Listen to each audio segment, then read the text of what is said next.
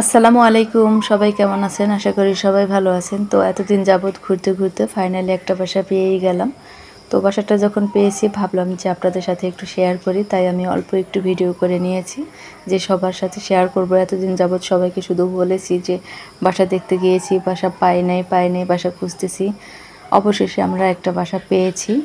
Sublet একটা room নিয়েছি। আমরা ফ্ল্যাট বাসা নিতে চেয়েছিলাম, বাট ওরা আমাদের সাথে পরে থাকে নাই, ওরা আলাদা সাবলেট বাসা নিয়েছে, তাই আমরাও সাবলেট বাসা নিয়েছি। আল্লাহ যা করে ভালোর জন্যই করে।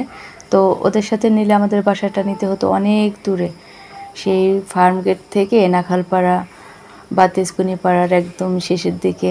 তো আমরা বাসাটা এখন ফার্ম গেট রেটিনা কোচিং সেন্টারের পাশেই পেয়েছি। আমাদের গাড়ি ভাড়া দিয়ে যেতে হবে না, আমরা বাসা থেকে হেঁটেই যেতে পারবো।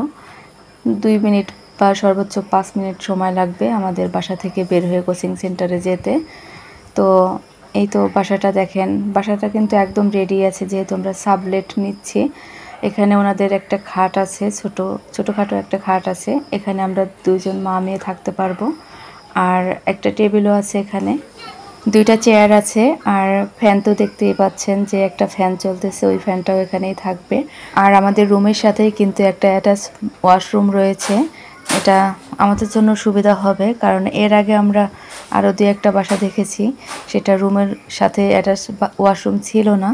তো সেজন্য আর আমরা ওটা নেইনি, পছন্দ হয় নাই আমাদের। তো আমার সাথে কিন্তু রাসেলও এসেছে বাসা দেখতে, আমি একা আসি নাই। 1 সপ্তাহ যাবৎ বেচারা আমার সাথে অনেক কষ্ট করেছে।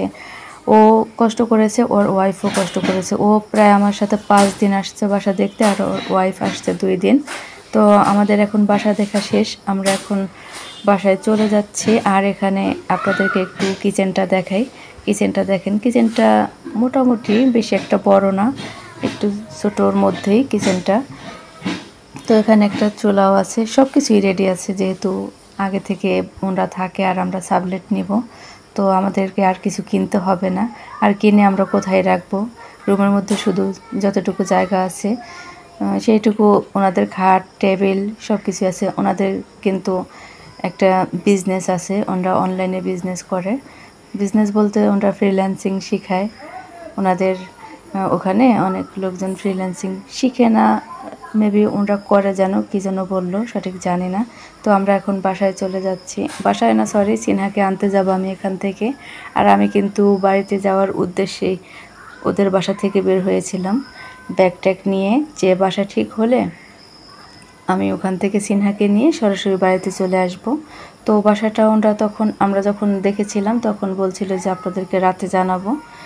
শিওর তখন বলতে পারে নাই, যেহেতু ওনার বড় ভাই ঘুমিয়েছিল, উনি তখন বলতে পারে নাই, বলছে যে রাতে জানাবে। তাই আমি ওখান থেকে মেট্রো রেলে করে সিনহার কলেজে চলে আসছি সিনহাকে নিতে। সিনহার ওই দিন পরীক্ষা শেষ ছিল, আর একটা পরীক্ষা আছে 17 তারিখে। তো 13 দিনের বন্ধ, এই জন্য সিনহাকে আমি বাড়িতে নিয়ে আসছি।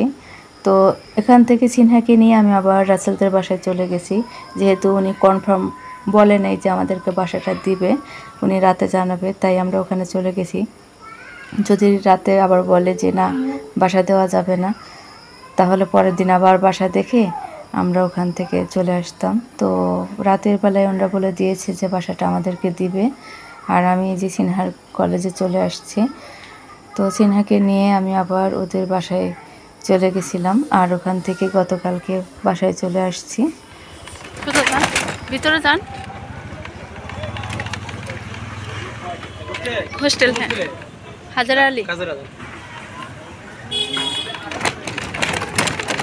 তাহলে আমার ভিডিওটি আজ এ পর্যন্তই। আপনারা সবাই ভালো থাকবেন, সুস্থ থাকবেন, আর আমার চ্যানেলটি সাবস্ক্রাইব করবেন। আল্লাহ হাফেজ।